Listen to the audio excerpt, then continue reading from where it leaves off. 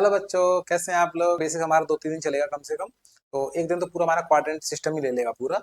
लेकिन इसको अच्छा करने से फायदा ये मिलेगा कि आपका जो कैलकुलस पोर्शन पूरा है वो अच्छे से हो जाएगा। वैसे ये पोर्शन 11th का है, ठीक है। ये मैं 11th तो आपको अच्छे से पढ़ाऊंगा विथ प्रूफ। जो फॉर्मूले हमारे उनको प्रूव करते हैं तो कैसे करते हैं, और भी फॉर्मूले हैं, सिस्टमेटिक क्वेश्चन भी करेंगे, वो सब 11th की कहानी है। अभी हम बात कर रहे हैं 12th की। बट 12th में भी मैं क्यों पढ़ा रहा हूँ, क्योंकि भाई 12th में क्या है, कोई पढ़ाते नहीं है तो वो सोचते हैं भाई 11th में पढ़ के आए तो कोई दिक्कत नहीं, बच्चे को आता हो। वहीं मात खा जाते हैं। बच्चा क्या 11th को सीरियस लेता नहीं है, फॉर्मूले अच्छे से याद करता नहीं है। ज्यादा कुछ नहीं, 11th आपने नहीं पढ़ा कोई दिक्कत नहीं है, बस इतना जो पढ़ा रहे हैं 2 क्लास में छोटी छोटी 1-2 घंटे जो खर्च कर रहे हैं बस वो आप दे दो, उसमें आपका काम हो जाएगा। बस फॉर्मूले ही है जो आपको याद रखना है, ठीक है। तो उसका जो बेसिक है कुछ बिल्कुल जीरो से उठाया हमने। कल जो फॉर्मूले पढ़ाए थे आज उसका भी जो बिल्कुल बेसिक है वहां से पढ़ेंगे। ये फॉर्मूले हम पढ़ चुके थे, ठीक है।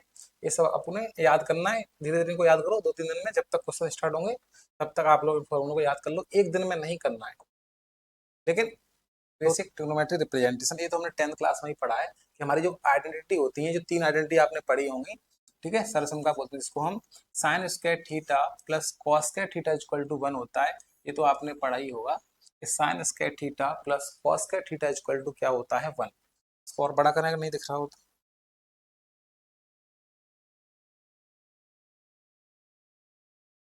ठीक है। तो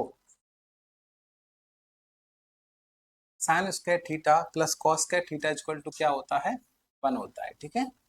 ये आपने प्रॉपर्टी पढ़ी है। और ये प्रॉपर्टी आपकी आईएमपी, 3 प्रॉपर्टी आईएमपी है, 3 से हम क्या करेंगे बहुत सारी बना देंगे, ठीक है। चलिए, तो sine square theta plus cos square theta equal to क्या होता है, 1। साथ साथ में आपको बोलना है ताकि आपको याद हो जाए, जैसे आपने 10th में पढ़ी याद होंगी, ठीक है। दूसरी हमारी है 1 plus tan square theta equal to क्या होता है, सेक स्क्वायर थीटा, ठीक है। और थर्ड नंबर है 1 plus cot square theta equal to क्या होता है, कॉसक स्क्वायर थीटा। ये 3 प्रॉपर्टी हमारी हो गई, आइडेंटिटी हो गई। इनको हम क्या बोलते हैं, सरसम का आइडेंटिटी। अब इनसे जी जो और लिखी हुई है वो कैसे बनती है, तो देखो इसके लिए थोड़ा सा हम यहाँ पर एक पेज ले लेते हैं, ठीक है? देखो हमने अभी क्या पढ़ा, हमने पढ़ा कि sine square theta plus cos square theta equal to क्या होता है, 1। पेन ज्यादा इक्वल टू क्या होता है, 1। तो यहाँ से देखो प्रॉपर्टी कैसे बनती है। अगर हम साइन स्क्वायर थीटा को यही रखें, देखो 1 तो यही रहेगा इक्वल के, कॉस को उधर ले जाओ किस में जाएगा, माइनस में, तो क्या बन गया, कॉस स्क्वायर थीटा। एक प्रॉपर्टी देखो यहाँ से को बन गई। अगर हम कॉस की वैल्यू निकालना चाहें तो कॉस स्क्वायर थीटा को अगर हम यही रखें तो क्या बन जाएगा बताओ, 1 माइनस साइन को उधर ले जाओ तो क्या बन जाएगा, 1 माइनस साइन स्क्वायर थीटा। इस टाइप से हम बना सकते हैं, ठीक है?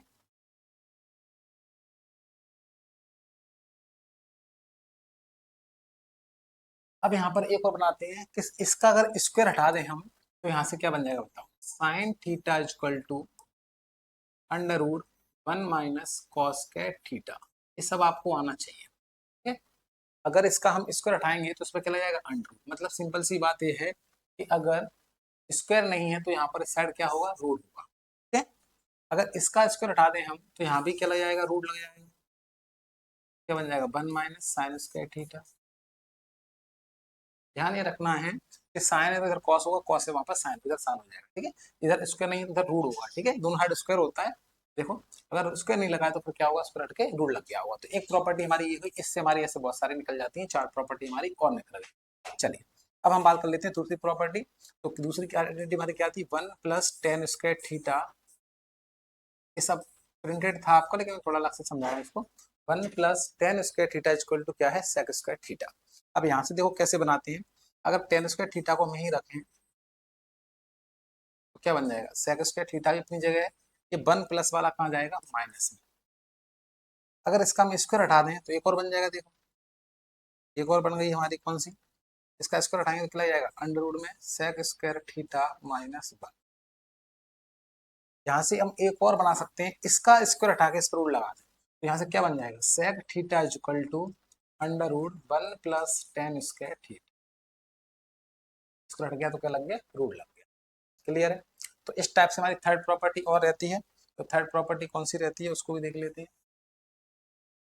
थर्ड नंबर क्या है, 1 प्लस टेन की जगह कॉट कर दो, बिल्कुल सिंपल याद हो जाएगा।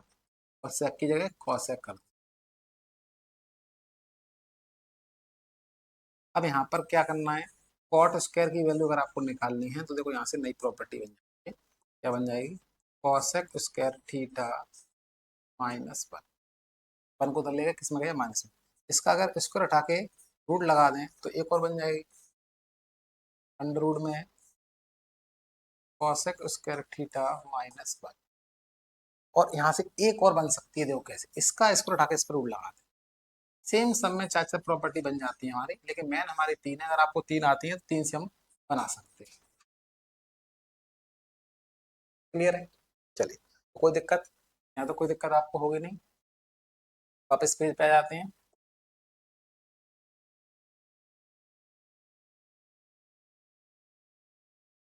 तो ये हमारी प्रॉपर्टी देखो, ये वाली हो गई, ठीक है।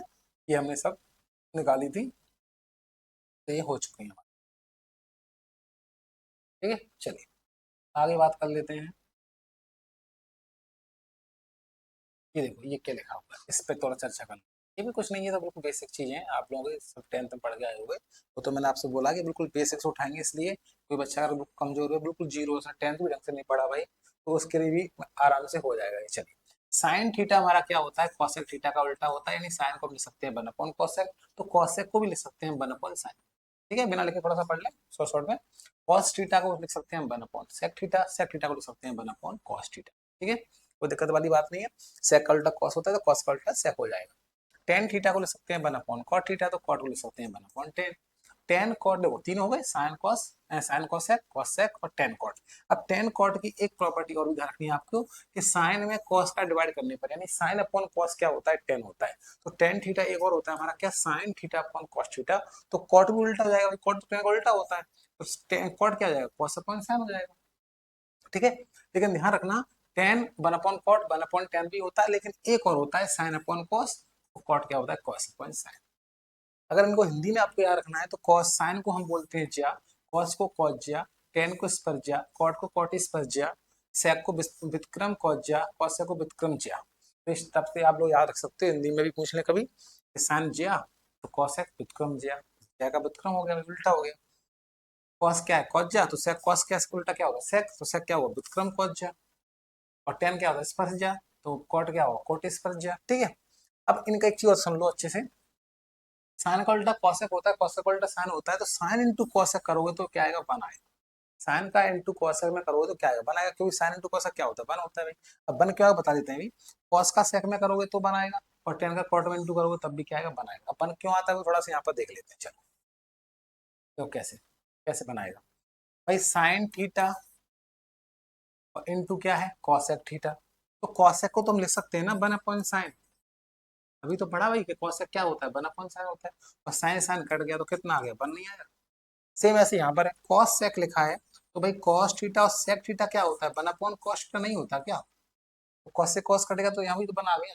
सेम यहाँ पर tan cot tan to one होता है, तो टेन इंटू कॉट, और कॉट भी तो क्या होता है? वन अपॉन टेन लिख सकते हैं कि नहीं लिख सकते? ये टेन को वन अपॉन कॉट कर दो, बात एक ही है। ठीक है, कितना के वन, क्योंकि टेन को कॉट में, कॉट को टेन में, साइड को कॉसेक में, कॉसेक को साइन में, कॉस को सेक में, सेक को कॉसेक में चेंज कर सकते हैं। ठीक है, वन अपॉन उल्टा करके।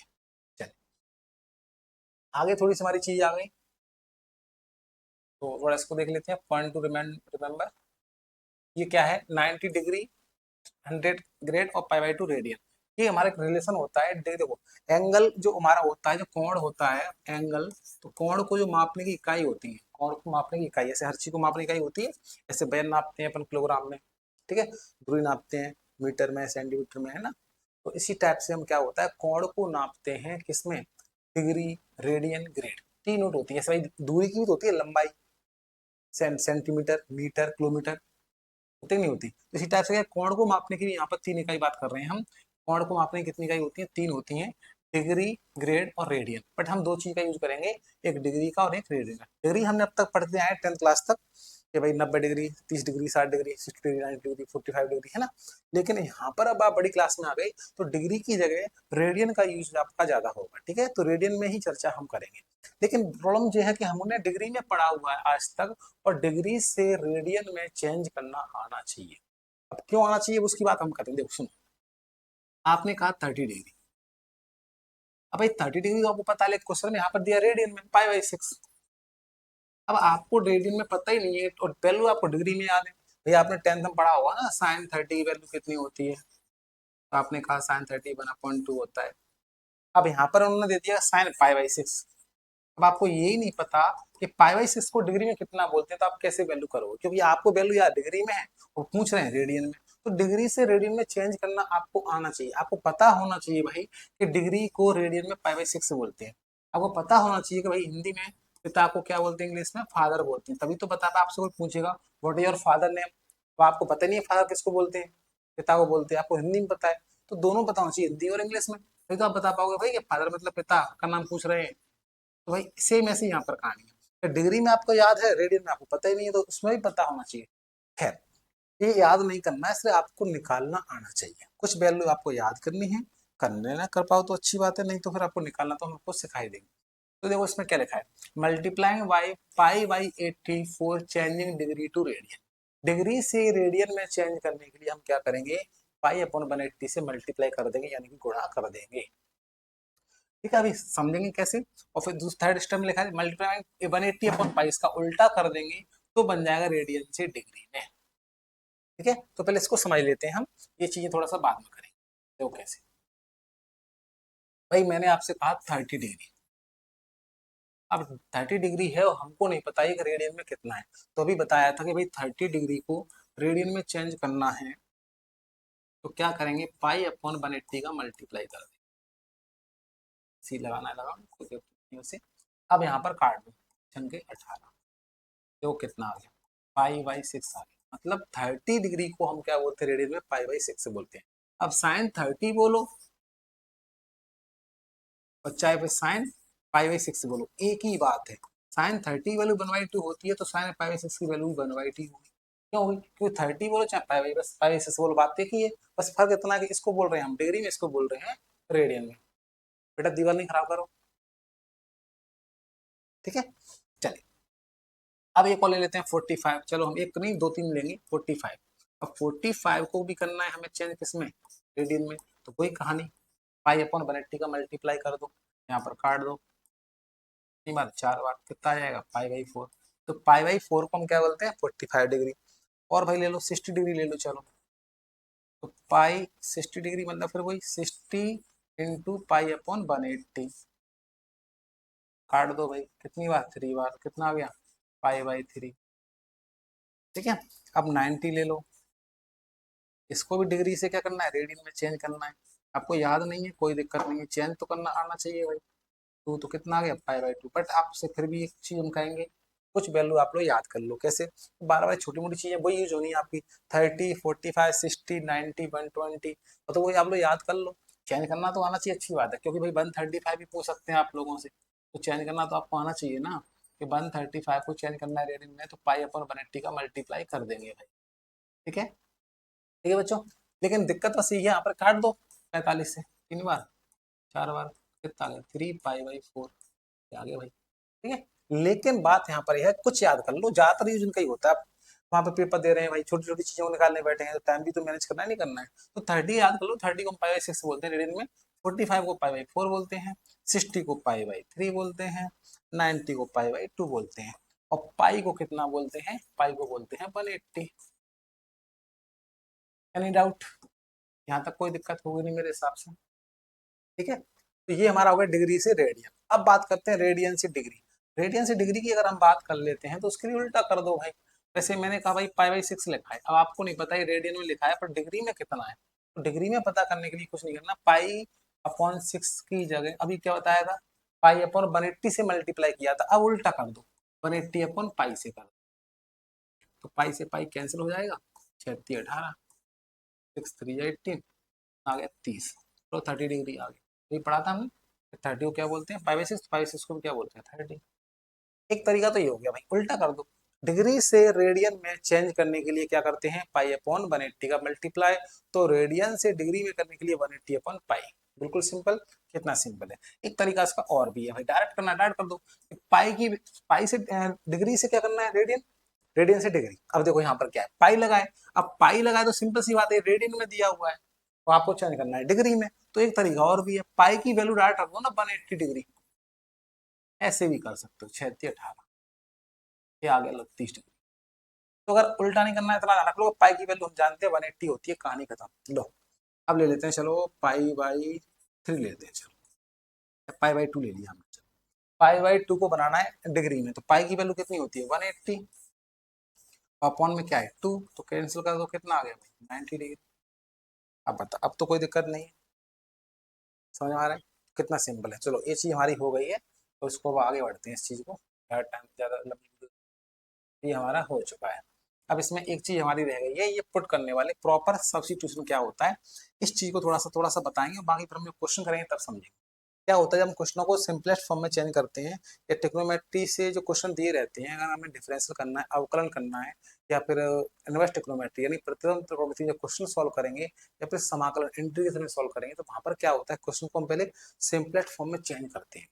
अब चेंज करने के लिए क्या होता है, ट्रिग्नोमेट्री जो फॉर्मूले होते हैं तो वैल्यू वहां पर पुट करनी पड़ती है, साइन रख दो, कॉस रख दो, टेन कॉट रख दो, जिससे क्या होता है क्वेश्चन सिंपलेस्ट फॉर्म में चेंज हो जाता है।